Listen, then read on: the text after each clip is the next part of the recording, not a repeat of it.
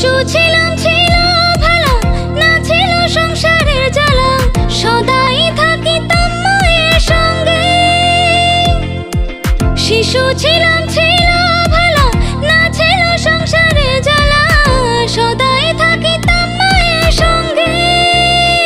আমার দেহেতে আইলো জোয়ানি, ওজন বহের গঙ্গের পানি। ওই কামিনী বসিল ভাবঙ্গে, ভাঙ্গা নৌকা বাইতে আইলাম গাঙ্গে।